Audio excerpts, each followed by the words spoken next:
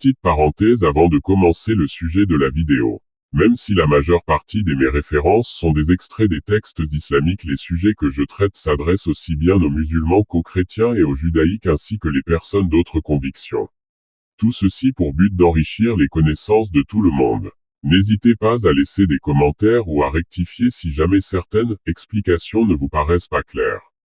Une des caractéristiques démontrant qu'une personne a bel et bien reçu une mission prophétique est son honnêteté de tous les instants, qu'elle soit relative aux événements et aux incidents qui se sont produits dans son passé, à ceux qui se réalisent au présent dans sa vie quotidienne ou à ceux qui ne se sont pas encore réalisés.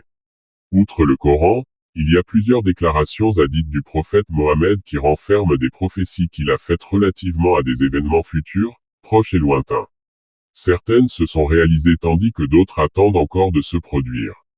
Hudayfa, un compagnon du prophète Mohammed, rapporte. Le prophète Mohammed, que la paix et les bénédictions de Dieu soient sur lui, a un jour livré un discours, devant nous, où il a mentionné, sans omettre aucun détail, tout ce qui allait arriver jusqu'à l'avènement de l'heure du jugement. Certains d'entre nous s'en rappellent et d'autres ont oublié.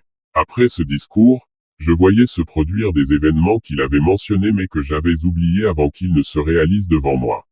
Alors je reconnaissais ces événements comme un homme reconnaît un autre homme qui a été longtemps absent, mais qu'il revoit ensuite et reconnaît immédiatement.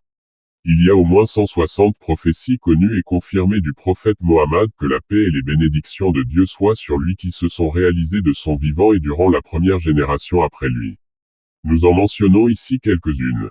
Avant la bataille de Badr, la première et la plus décisive des confrontations avec les païens de la Mecque qui eut lieu durant la deuxième année suivant l'émigration à Médine, en 623, le prophète Mohammed, que la paix et les bénédictions de Dieu soient sur lui, prédit l'endroit exact où tomberait chaque soldat païen mécois.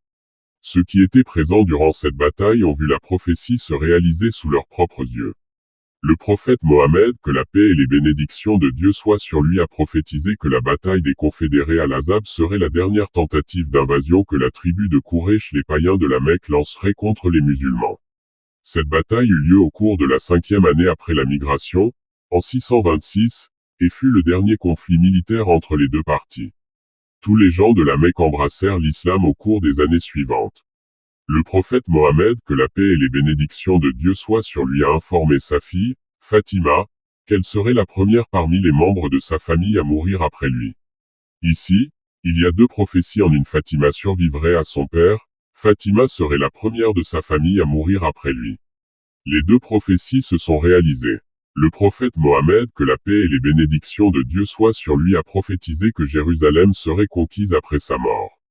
La prophétie s'est réalisée lorsque, selon The Encyclopedia Britannica en 638, le calife Omar conquit Jérusalem. Le prophète Mohammed, que la paix et les bénédictions de Dieu soient sur lui, a prophétisé la conquête de la Perse. Elle fut conquise par Saad ibn Abi Waqqas, le commandant de Omar.